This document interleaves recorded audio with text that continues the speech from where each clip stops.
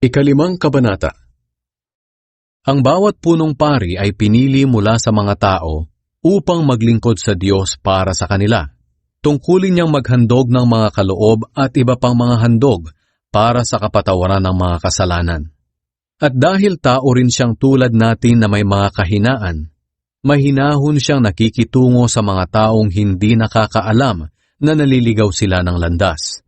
At dahil nagkakasala rin siya, kailangan niyang maghandog, hindi lang para sa kasalanan ng mga tao, kundi para rin sa sarili niyang mga kasalanan.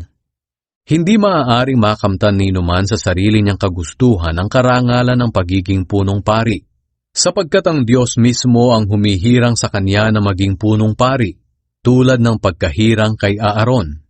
Ganoon din naman, hindi si Kristo ang nagparangal sa sarili niya na maging punong pari, kundi ang Diyos. Sapagkat sinabi sa kanya ng Diyos, "Ikaw ang anak ko, at ngayon ipapahayag ko na ako ang iyong ama."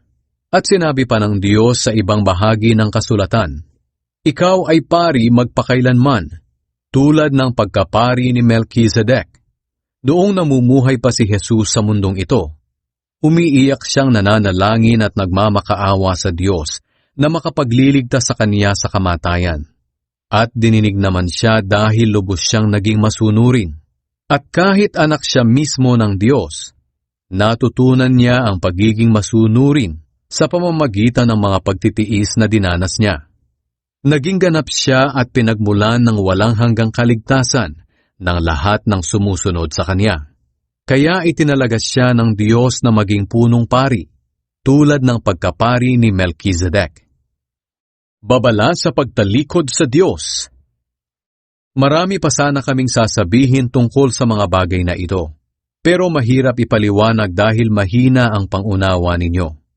Dapat mga tagapagturo na sana kayo, dahil matagal na kayo sa pananampalataya, ngunit hanggang ngayon ay kailangan pa kayong turuan ng mga panimulang aralin tungkol sa salita ng Diyos.